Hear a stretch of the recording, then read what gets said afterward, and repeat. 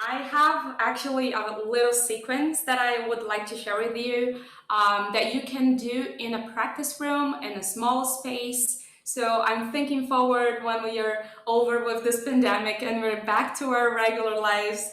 I want to give you something that you can use that is very simple and you can do in a smaller space. Saying that you perhaps you can use a piano bench or a chair, and we're just going to sit, let me show you from the side, with the feet underneath the knees.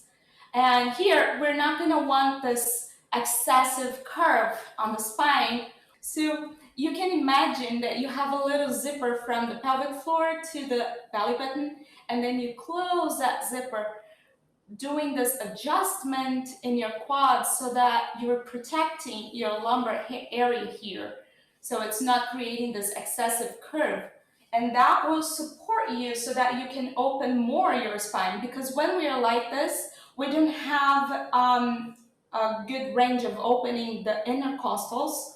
And the same happens when we are like this. You don't have much space to open. So when we do this adjustment, we have the optimum space to open our thoracic cavity here.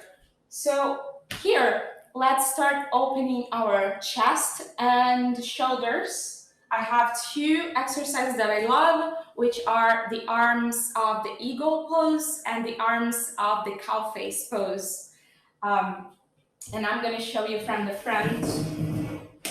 So the eagle arms, let's inhale and expand the arms to the sides. And then on the exhalation, we're going to cross them, bend from the elbows, and we're going to try to join the palms of our hands here. So let me show you from the side. We are going to inhale, bring the elbows away from the chest, up, and then exhale, bring the palms away from the face. So here we are opening the upper back. We're massaging the upper back. And if you want, you can do a feel in movement as well, the dynamic version. And then you pause in the static version. And every time you inhale, remember to lift and expand your spine. And in the exhalation, we're going to loosen every muscle that might be gripping.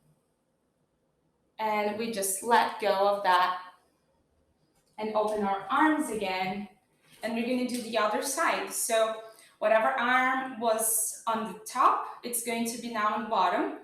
And we just cross, bend. And if you can't join the palms, you can join the backs of the hands here. It's fine.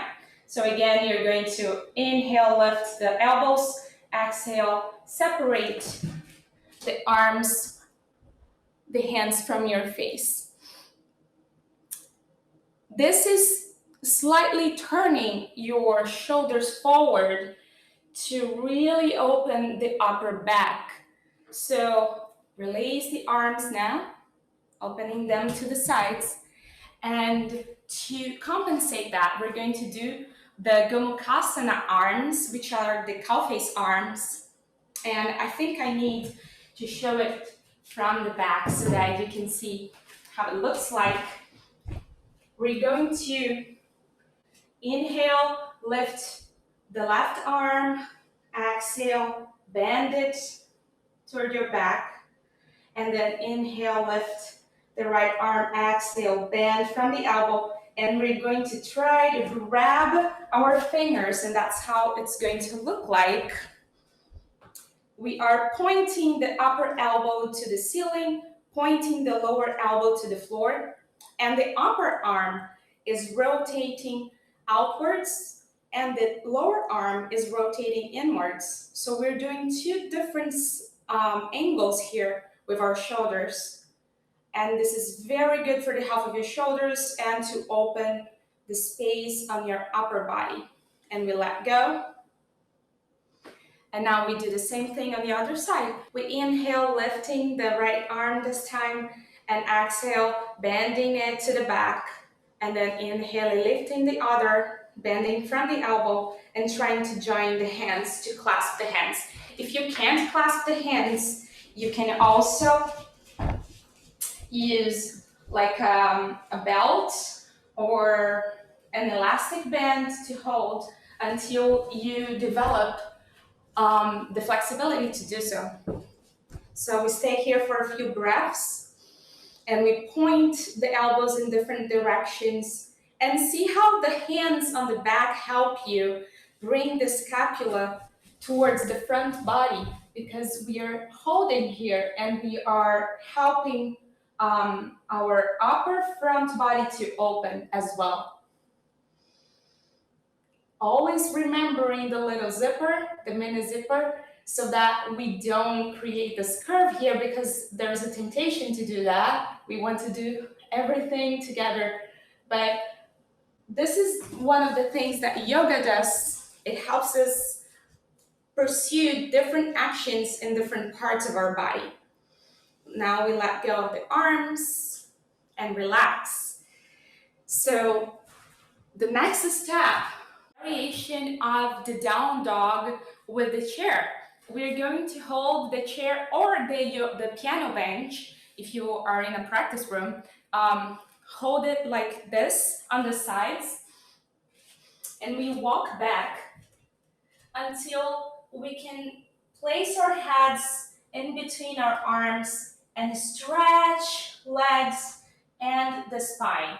If you find yourself like this, crunching your upper body, you can bend your knees and bring your chest to the floor as if there was like a line here that you could pull. Actually, you can think towards the middle of in between your feet here. And this way, again, we are letting the scapula lower in the direction of the front body, and we are stretching the spine and opening space on the back of our neck here. And then you walk back towards the chair or the piano bench. And then to open the legs and the quads without a lot of physical strain is to use a chair or bench to do the warrior two and the extended side angle, which is you bend one of the legs, extending the other one, and here I have my front heel in line with the center of the arc and my back heel, and I am extending both sides and my trunk here, and we can like open the arms. And in an exhalation, switch and look over to the side of your bent leg. And here you have warrior two. And from here, you can inhale, expand this arm, and lean forward to the bent leg. And you can hold on the legs of the chair here to do the extended side angle. This one will stretch your lower back towards the leg, and it will also stretch all this lateral side here. It will also do a slight and mild twist in your spine, because you were wanting to like lie down in an imaginary ball behind you. And then you can come back and change doing the other side. So when we do these exercises, we are also preparing that. So again, the front heel in line with the center of the arch of the back foot, and we expand both sides of the trunk, expand the arms, and look over. If I wanted to sing in this pose, I wouldn't look over that. I would just face forward. And you can experiment that with and without the chair.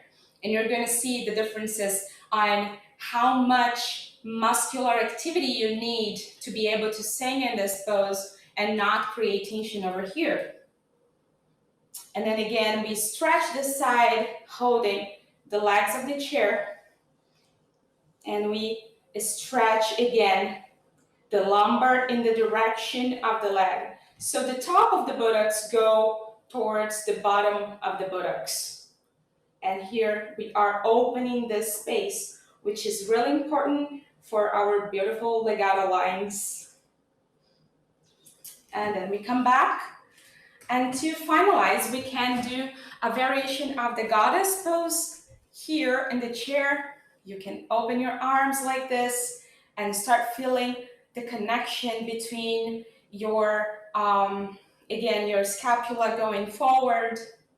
And you can also just do a little twist to the sides to finalize my little warm up, getting my body ready to sing.